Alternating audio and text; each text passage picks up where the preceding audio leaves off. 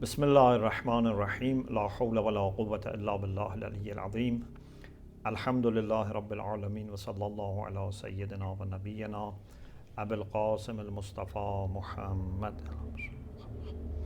وآله الطيبين الطاهرين لا سيما بقية الله في الأراضين أجل الله تعالى فرجه الشريف اللهم أخرجني من ظلمات الوهم وأكرمني بنور الفهم اللهم افتح علينا أبواب رحمتك وانشر علينا خزائن علومك برحمتك يا أرحم الراحمين. Alhamdulillah, we have tawfiq to continue our study of a very important book in Islamic ethics, in the field of Islamic ethics, and that is Awsaf al-Ashraaf by the late Khaja Nasiruddin al-Tusi Ridwanullah ta'ala alayh. As you remember, we are discussing the second section of the book about Izalatul Awaiq, removal of the barriers. So for our spiritual journey, we need to make sure that we overcome these barriers. We already talked about Tawbah, we talked about Zuhd, and inshallah today we want to talk about Faqr, and if time permits, also about Riyadha. Faqr, as you know, means poverty. And whenever we hear poverty, first of all, financial poverty comes to our mind. People who are not able to afford to buy their food or clothes or education for themselves, for children, treatment, etc. So the financial poverty comes to our mind. In Islamic literature, we find that poverty is used sometimes in positive sense, sometimes in negative sense. I was impressed by one of the works of the late Ayatollah Mishkini rahmatullah alayh, and it drew my attention to this beautiful distinction that he made between positive poverty and negative poverty. And then in some of my lectures, for example on self-building, and later in the book self-development, I have talked about poverty. And also we had a dialogue in one of the rounds of, we had many rounds of dialogue with the Mennonites in Canada and USA. So in one of the rounds of dialogue, which was in Kitchener-Waterloo in Canada, we talked about spirituality, which is published also in Canada. And over there, I presented a paper on spiritual poverty. So to begin with, I share this brief discussion about different senses in which poverty is used in Islamic literature. And then, inshallah, we will be in a better position to go back to the book. So sometimes poverty is used in the sense of not being able to generate wealth. So if you are not able to make enough earning and generate enough wealth, so you are poor. And Islam is against poverty in this sense. Islam says that everyone should work towards eradication of poverty. People themselves need to work, others need to help, governments need to make sure that give people opportunities for working decent job which gives them enough earning. So we don't encourage poverty. We want poverty to stop. Of course, Islam is very much in favor of the poor people who, despite their efforts, they are deprived. So love for the poor is not the same as love for poverty. Like, for example, we love the people who are ill, but it doesn't mean that we love illness. Yeah? So we love people who are suffering because of the war, but we are not, in favor of war. So poverty is not positive. Poor people are very much liked. So poverty in the sense of not being able to generate wealth enough for your own needs is negative in Islamic literature. But having a simple life, especially for the leaders and ulama to live like poor people, this is good. So Amir al-Mu'mineen, for example, in those 25 years between the demise of the Prophet and when he was forced to become Khalifa, so there were 25 years. In those 25 years, Amir al-Mu'mineen used to work a lot, either for himself or he used to be hired for people and get money from them, making gardens, planting trees, digging the water wells, etc. He was making lots of money, but he was giving away. He was living very simple life, but it's not that he was not able to make money. So you can choose to have very simple life, and actually it's recommended, especially for leaders and scholars, so that the poor people can relate to them, can understand them and be understood by them. But to be poor in the sense of not being able to generate wealth is not good. So there are two senses already we talked. One is negative, not to be able to generate enough wealth. One is positive, to live very simple life. Another meaning of poverty which is negative is poverty in the sense that on the day of judgment you don't have enough good deeds and reward. You are poor on the day of judgment. For example, there is a hadith which says, "Atadruna mal muflis." Do you know who is bankrupt?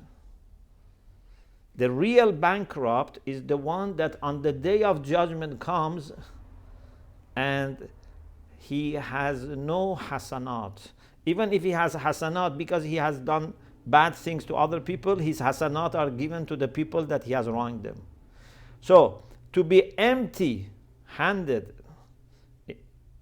in the sense that you don't have any good deeds or you don't have enough, this is also negative. This is a kind of poverty in the hereafter, which is negative. The fourth meaning, which is again positive, so we have two positive meanings and two negative meanings, is what we want to discuss tonight. And that is a spiritual poverty. That is voluntary poverty.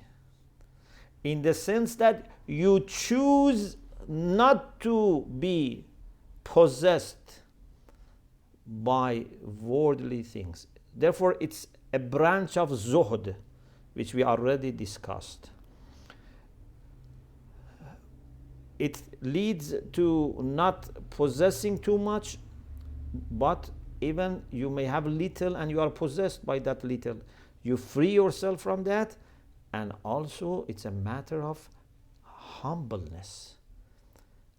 The real poor or faqir in Sufi literature, in mystical literature, especially in Farsi and sometimes in Arabic, we have the term darwish, we say darwish, or faqir, means poor. Or sometimes, people, when they refer to themselves, they say haqir. Haqir means this very, humble person. So, a spiritual poverty means not to have any trace of arrogance, negative pride, any trace of attachment to dunya. So let us now see what the late Khaja offers here.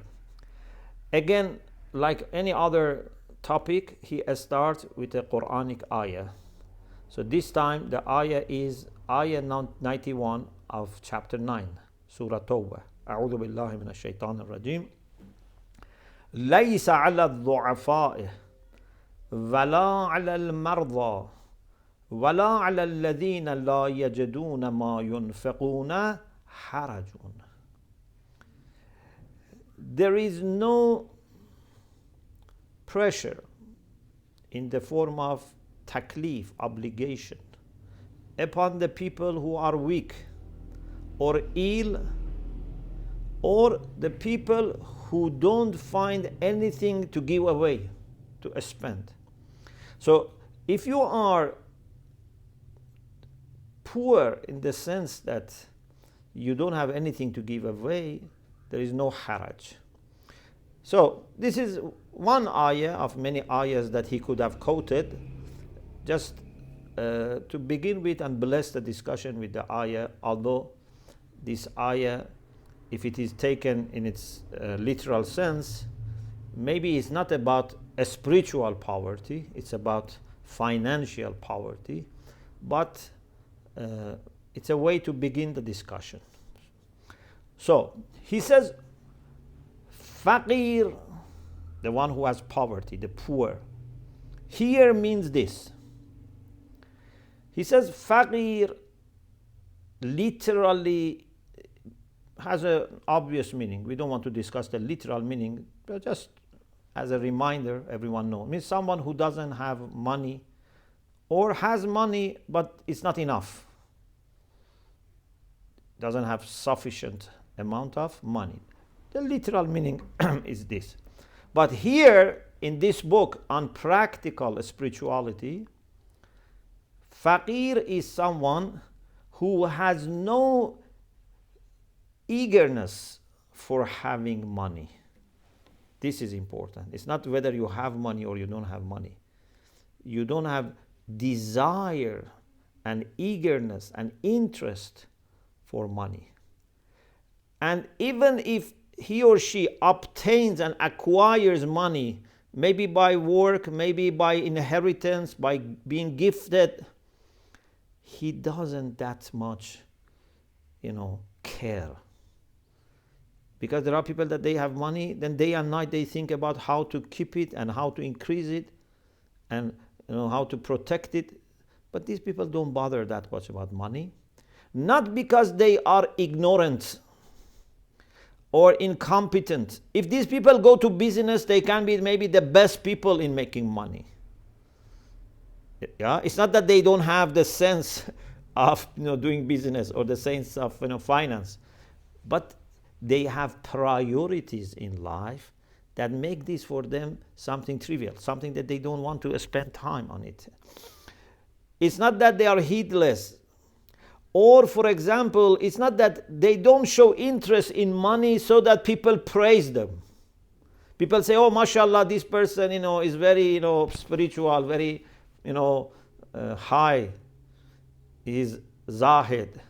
Or, for example, they don't show interest in money because they are afraid of the consequences on the Day of Judgment. Dunya, as hadith, describes, في حلالها حساب وفي حرامها عقاب. If you have done something which is haram, prohibited, there's punishment. But even if it is halal, at least you have to answer. On the Day of Judgment, you will be kept questionable and you cannot move forward unless you answer the questions. So if I have less money than people who have more money, I have less worries because fi halalha hisab. You have to answer every penny of money that you have made and you have spent, even if it is halal. So these people, their worry is not about even punishment of hell or about reward.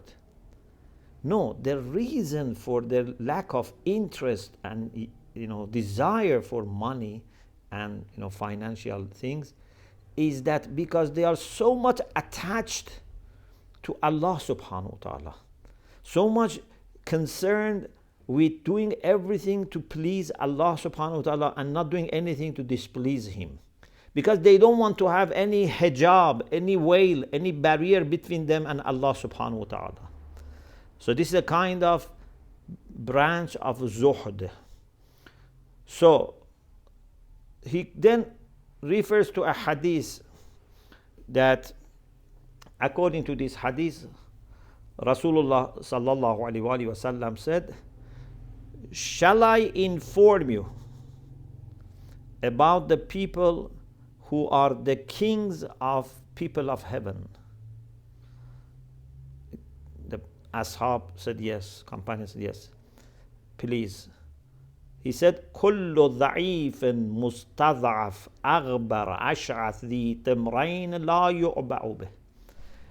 Every person who is ضعيف, although ضعيف here doesn't mean physical weakness, means people that are considered to be low class. When people, for example, promote those who have luxurious houses, clothes, cars, prestigious jobs, high paid salaries, etc. They consider these people, very ordinary, very low. People that when you look at their clothes, maybe it's not expensive. People of dunya don't have that much recognition of them. But these are the people that لو أقسم على الله لأبره, that if they ask Allah for something, if they say to Allah, please give me this, or please give this person this, Allah will respect their request. So we should not aim at being highly regarded by people of dunya. Although mu'min has to be respecting himself and herself, you have to look well, you have to dress well, but this doesn't mean that you do everything for the judgment of people of dunya. When they say you are great, then you are happy. When they say you are not great, you are not happy. No. There is a balanced level of paying attention to the worldly protocols, but nothing more than necessary. So he then says, Rasulullah is said that was offered to be given gold so much that can fill the valley of Mecca. He said, no, I prefer to be one day hungry and one day to have enough of food. One day to be hungry so that I ask you, O Allah, أجوع يوما فأسألك وأشبع يوما فأشكرك. I want to be one day hungry so that I ask you for bread, for food, and one day to be full so that I thank you. So Rasulullah chose not to live like kings, chose not to live life like the rich people. He was offered by Allah, but he didn't want. He wanted to have a simple life. So this is a very important quality to free yourself from unnecessary planning, engagement, responsibilities, and headaches that people of dunya have. They have to spend lots of money, time, lots of, make lots of contacts. They have to be worried. Sometimes they have to tell lies, na'udhu billah. Sometimes they have to flatter people who have, business so that they can get close to them. They have to compromise about many things so that they have more money. We say no. We encourage people to generate wealth, but without being attached to it and without compromising about their moral standards. If you can be very ethical, very fair, and make money and give job to people, support projects which are good for the community, for the humanitarian causes, that's great. But if you have to compromise about your health or your spirituality or about family or community or moral standards, no. So this is a summary of discussion of Muslim scholars about spiritual poverty. I wanted to also discuss about the riyadha, but maybe it's better to stop here and receive your questions and comments so that you can really absorb this concept of spiritual poverty, which, as I said, includes also humbleness. Because sometimes maybe a person is very poor, doesn't have any money, but when it comes to his wife, he is not humble. When it comes to his neighbor, he is not humble. So humbleness is not automatically given by not having money. You need to make extra efforts. And that is more important. You can be rich and humble. You can be rich and not attached to money. You can be poor and be attached. We say to start with poverty in order to gain that sense of nothingness. In front of Allah, you feel you are nothing. In front of people, you feel you are not better than them. You keep your respect and dignity. You don't let that be compromised, but you don't feel that you are better than other people.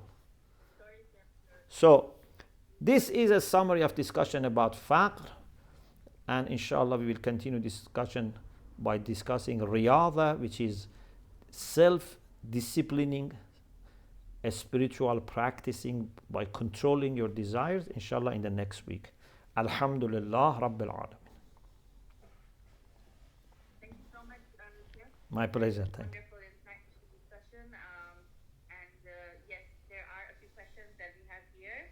Yes. There is a question by Sister Nasim Waldi. How can one start?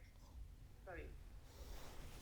The question is, how do we create a minimalist lifestyle in a world that is constantly immersed in consumerism lifestyle? There is a lot of peer pressure around this burning issue and maintaining our zuhud. So how can one start this journey? Do we need a spiritual mentor to embark on this journey? Very good question.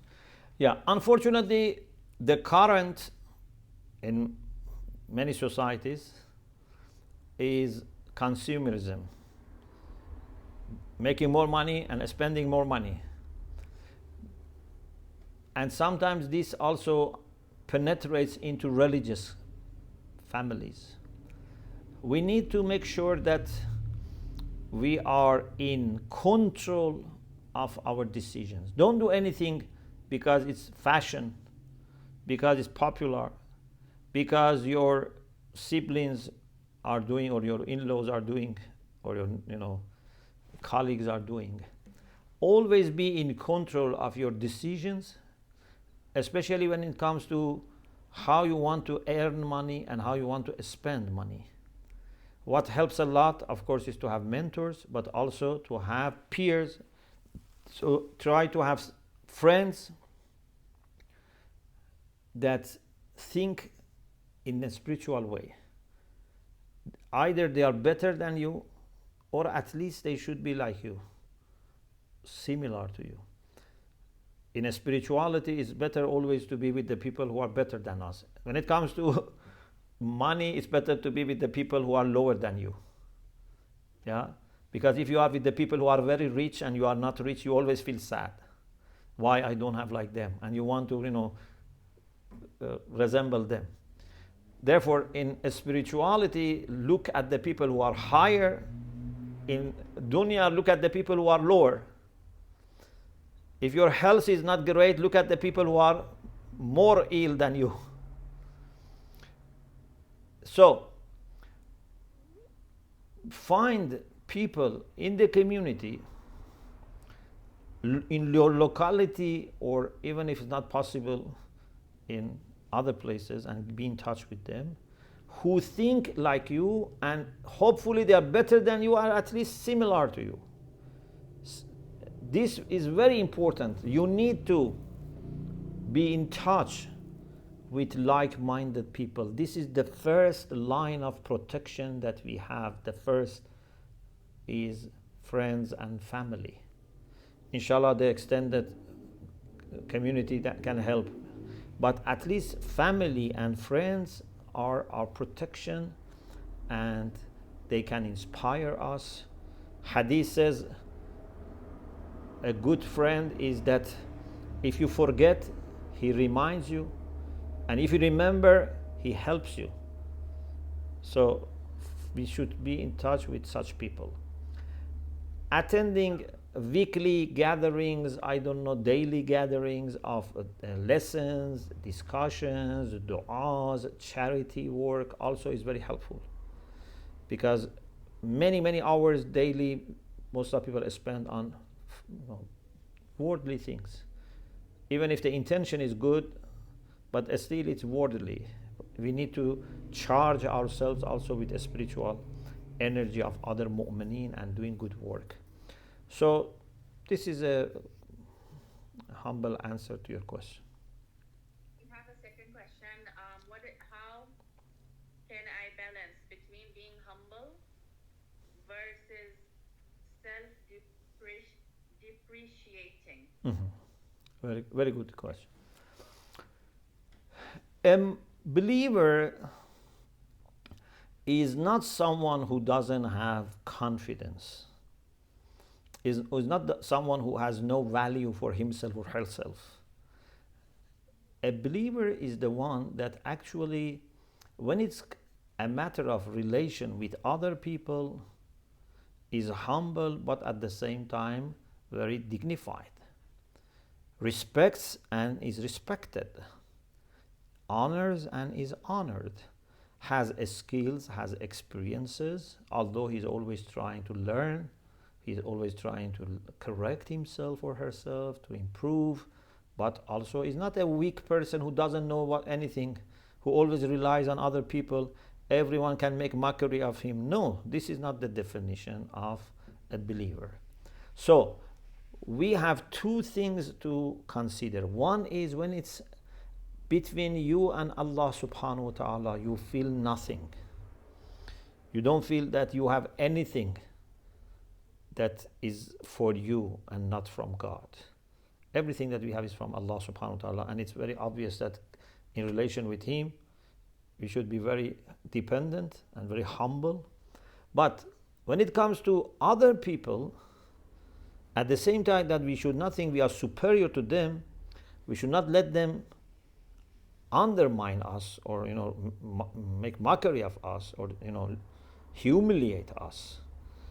Unfortunately, in secular psychology, they talk always about loving yourself, respecting yourself, being confident, but they don't talk about humility.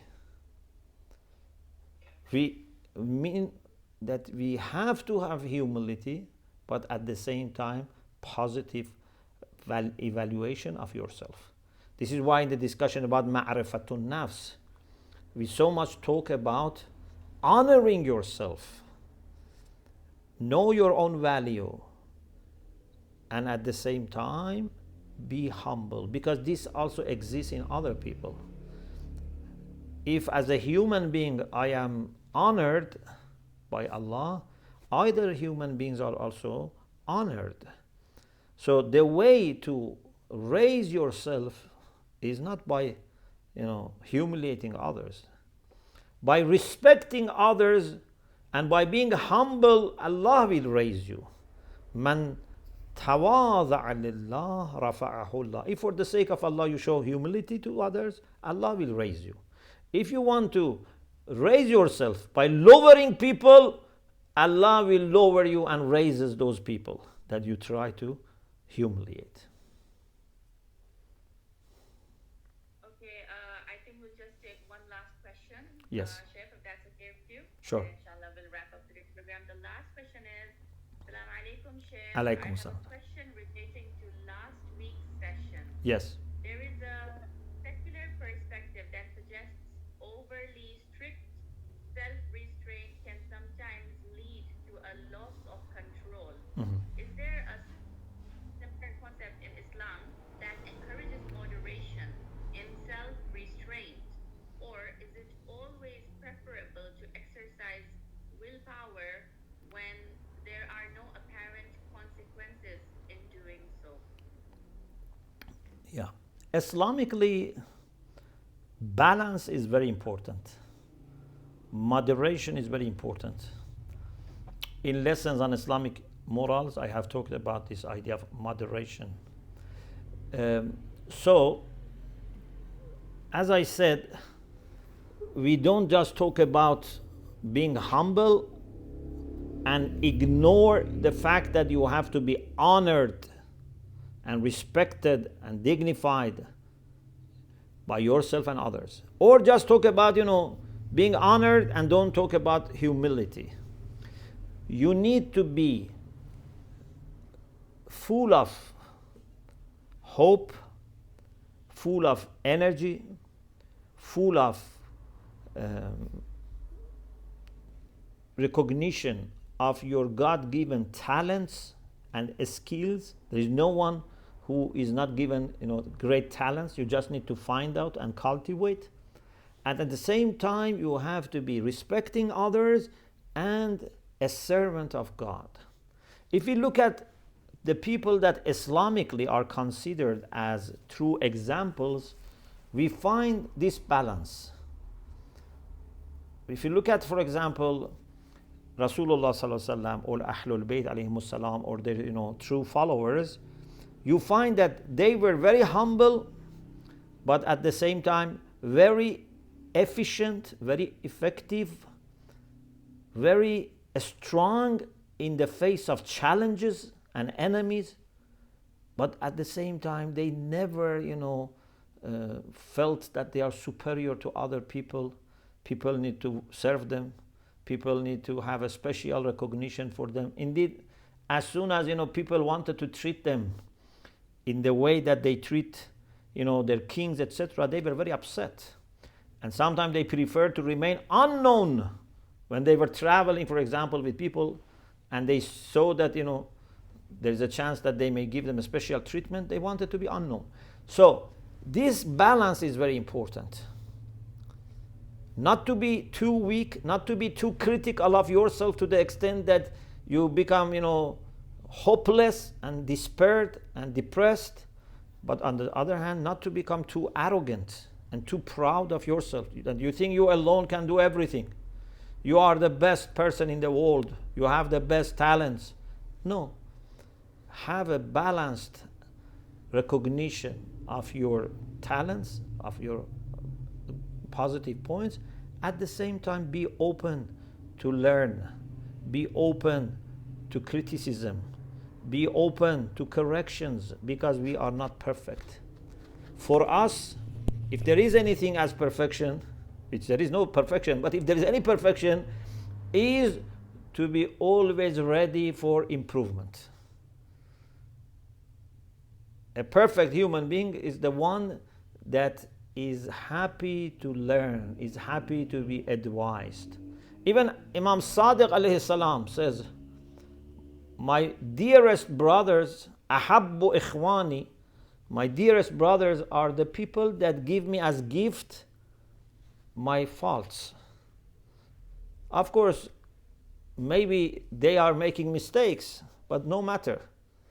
If they think there is something in me that is not good, I am appreciating if they share it with me.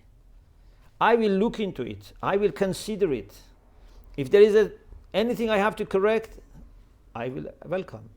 If not, I don't lose my confidence. I don't lose my trust. I don't start fighting with them. Why you criticize me? No, I will thank them and appreciate them.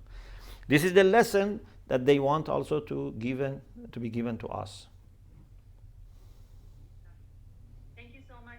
My pleasure. May Allah bless you. There are still more questions pouring in, but I think we can take these questions, inshallah, in our next upcoming episode. Inshallah.